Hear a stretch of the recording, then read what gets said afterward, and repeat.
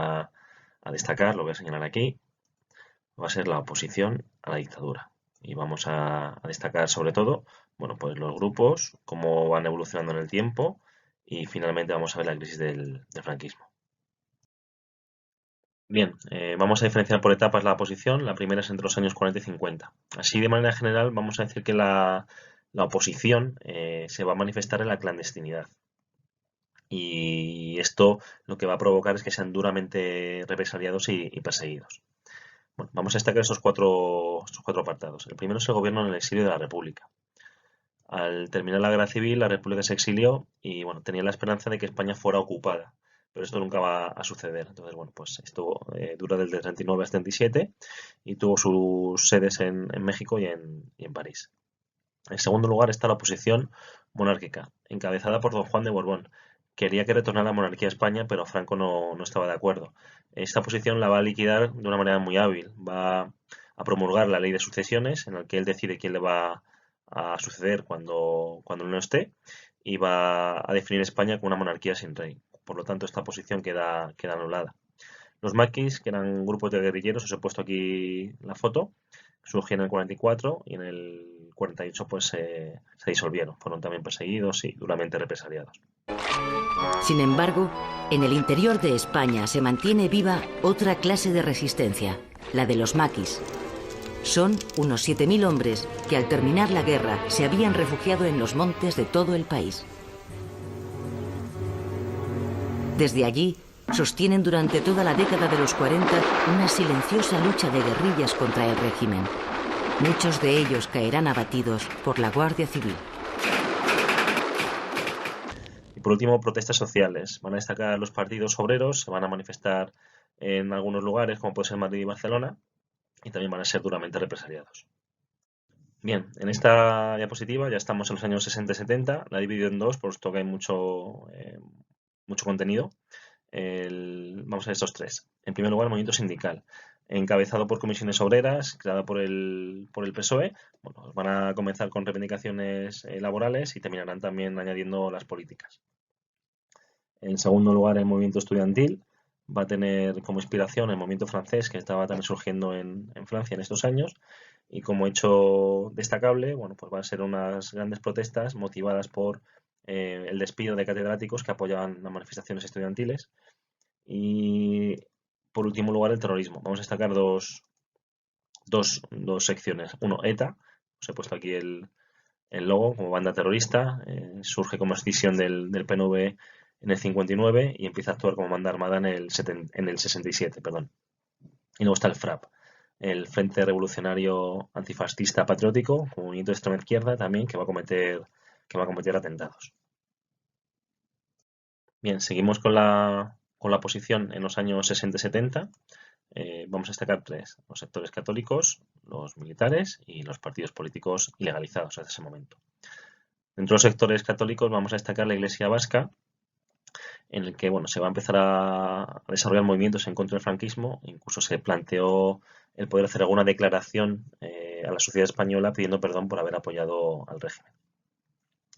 Dentro de los sectores militares se crea la UMD, Unión Militar Democrática. Pues dentro del ejército va a haber militares que promuevan la vuelta a la democracia. Y luego a nivel político vamos a destacar los partidos ilegales. Uno, el Partido Comunista, en el que va a destacar la figura de Santiago Carrillo. Dos, el PSOE, en el que después de muchas divisiones se van a aglutinar en torno a Felipe González. Tres, los partidos nacionalistas, destacando el PNV, Esquerra Republicana y el CDC. Coalición de nacionalistas moderados, en el que va a destacar la figura de Jordi Pujol. Por último, decir que dentro de estos partidos nacionalistas, especialmente el PNV, pues ETA va a tener cierto apoyo en la sociedad. Bueno, pues uno por lo que está defendiendo, y hay gente que se alinea con estas ideas, y dos por la represión contra la banda, que se basa en pena de muerte. ¿Vale? Bien. Vamos por último ya lo que sería la etapa final del franquismo, la crisis, que bueno, pues se caracteriza por un deterioro del régimen paralelo al biológico, ¿no? A la enfermedad de Franco, ¿no? A su vez que Franco va perdiendo su salud, el régimen también se va debilitando. Bueno, en primer lugar tenemos que destacar que en el año 1969, pues Juan Carlos ya había sido proclamado sucesor en la jefatura del Estado, título de rey, jurando la lealtad a la ley y los principios del movimiento nacional. 3 años más tarde, en julio de 1969, Franco se decide por fin a designar sucesor. Queda aprobada la ley y designado sucesor en la jefatura del Estado, a título del rey, para en su día, el príncipe don Juan Carlos de Borbón y Borbón. Franco considera que la monarquía del movimiento ha quedado así instaurada para el futuro. En el 73, Franco renunció a sus funciones de gobierno y, en favor de Carrero Blanco. Se va a iniciar un gobierno muy duro con Arias Navarro, Torcuato Fernández Miranda, que tenían como objetivo, bueno, pues llevar una línea muy compleja, muy estricta, con el objetivo de sofocar las reformas y aplastar a la oposición. ¿Qué es lo que va a ocurrir? Bueno, pues tenemos aquí esta imagen de aquí, que es el atentado de ETA contra Carrero Blanco, en el que el 20 de diciembre del 73 fallece. En ese sentido, el régimen va a poder persistir, pues gracias a, bueno, pues los trabajos y funciones de Torcuato Fernández Miranda, y aquí Carlos Arias Navarro pues es nombrado jefe de gobierno. Va a iniciar pues una línea muy dura en la que su gobierno pues solamente había tres militares. Bueno, pues vamos a ver qué características tiene vamos a decir, el gobierno de Arias Navarro, en el que se va a destacar lo siguiente, ¿no? Inicialmente tenía una línea muy dura, pero va a tratar de contentar esa parte del régimen que quería medidas aperturistas, ¿no? Lo que se conoció como el espíritu del 12 de febrero. Y en ese sentido, bueno, pues las huelgas y conflictos sociales que ve en la calle va a imponer la ideología de los del búnker, de los tradicionalistas, y va a empezar a cambiar, ¿no?, esa orientación aperturista por otra vez medidas muy duras, ¿no? En este sentido, pues destacarán las penas de muerte que se firmarán, o el conflicto con el obispo Añoveros, un obispo de Bilbao que, bueno, pues en una homilía pues vino a decir que, bueno, que no estaba de acuerdo con el régimen que se estaba teniendo en ese momento, y automáticamente Arias Navarro mandó que le expulsaran del obispado, incluso que se exiliara, ¿no? Eso también va a generar una crisis. Por último, destacar lo que os he dicho, las penas de muerte, que destacan, bueno, pues el 27 de septiembre del 75, pues se van a ejecutar a activistas de ETA, 2 y 3 de la FRAP. ¿Qué consecuencias va a tener esto? Bueno, pues la salida de los embajadores de muchos países europeos, puesto que no estaban de acuerdo con estas políticas tan duras. A nivel internacional, a nivel de política exterior, bueno, vamos a ver los siguientes dos hechos. La Comunidad Económica Europea no va a aceptar la entrada de España en su organización, pero sí vamos a obtener un acuerdo preferencial en el 70, y a nivel territorial pues se van a perder espacios como Guinea Ecuatorial en el 68, que se va a independizar, que es un año antes, pero bueno, podemos citarlo también, o la cesión del IFNI a Marruecos. Finalmente en el 75 se va a producir lo que se conoció como la Marcha Verde, es decir, movimientos de población en masa a las regiones del Sáhara, y Arias Navarro pues va a ceder la colonia de Marruecos y Mauritania. Por último, el 20 de noviembre del 75, pues bueno, pues Franco morirá a causa de su enfermedad, y bueno, pues podemos decir que se pondrá fin a una larga dictadura que comenzó en el 39. Y en ese sentido, pues se quedará una expectación de qué va a ocurrir en el país, ¿no? Si va a seguir con este talante autoritario o medidas aperturistas, hecho que ya veremos en siguientes epígrafes. Bueno, pues espero que las ideas principales hayan quedado claras con este epígrafe. Muchas gracias. En 1969, la organización independentista ETA asesina a su segunda víctima. ETA, Euskadi y Libertad, había nacido en 1959 de la mano de un grupo de jóvenes expulsados de las juventudes del PNV.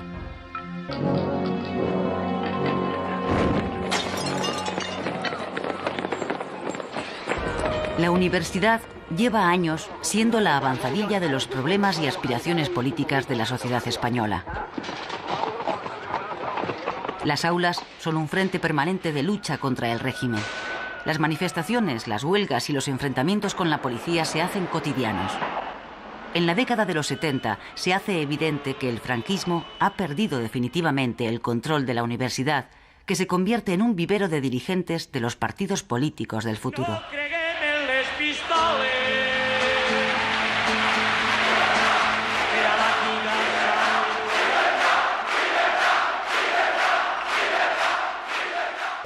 A partir de 1970, la conflictividad laboral se dispara.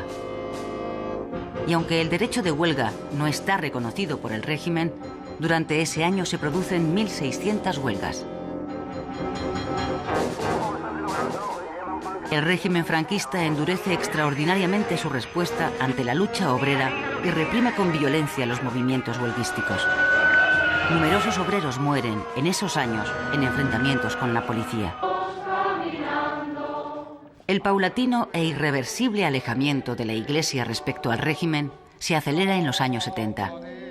La Iglesia no está dispuesta a hundirse junto a la dictadura y comienza a prepararse para el futuro. En 1971 pide perdón por no haber sabido ser instrumento de reconciliación tras la guerra civil y se desvincula por completo del poder político. En 1973, Franco, asediado por la enfermedad de Parkinson y por la edad, tiene 80 años, renuncia a la presidencia de gobierno. Con el propósito de asegurarse la supervivencia del franquismo sin Franco, el dictador nombra jefe de gobierno a su fiel colaborador, el almirante Carrero Blanco. El nuevo presidente llega al poder en un momento en el que el régimen empieza a hacer agua por todas partes. En el ámbito económico, el gobierno de Carrero coincide con la gran crisis internacional. Para España, los primeros efectos comienzan a verse en las estaciones. Los emigrantes vuelven de Europa. La crisis los ha expulsado. El desarrollo del país sufre un súbito frenazo.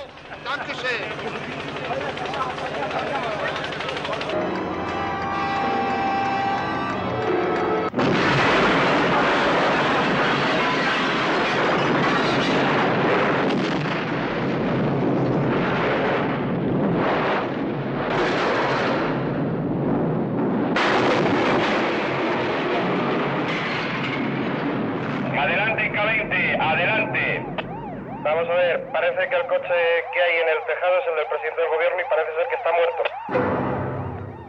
El 20 de diciembre de 1973, Carrero Blanco es asesinado por la organización terrorista ETA.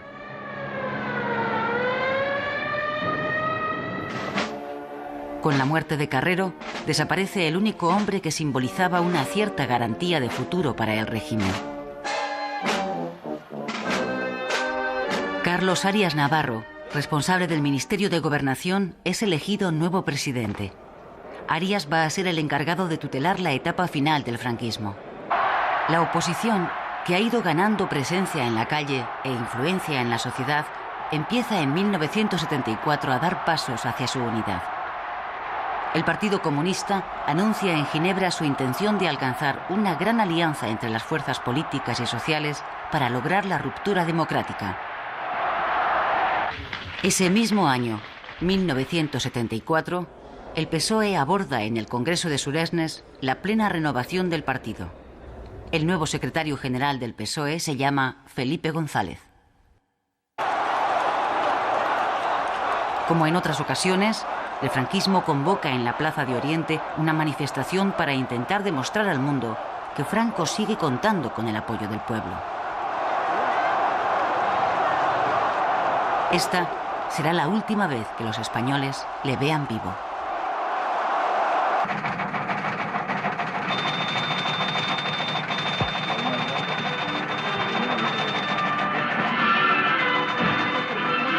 Transmite Radio Nacional de España en conexión con todas las emisoras españolas. Su Excelencia el Jefe del Estado, Generalísimo Franco, ha fallecido. Rogamos Recordamos a todos aquellos que se disponen... Franco muere, tras una larga agonía, el 20 de noviembre de 1975. Durante 2 días, su cadáver es expuesto al público en el Palacio Real.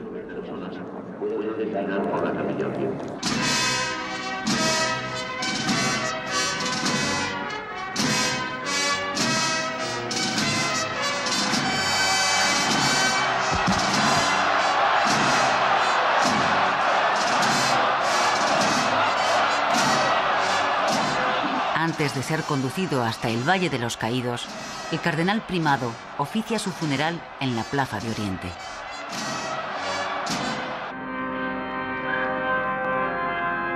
Franco dirigió con mano férrea, durante casi 40 años, el destino del país, al que sometió primero a una dictadura militar que evolucionó con el tiempo hacia un régimen autoritario.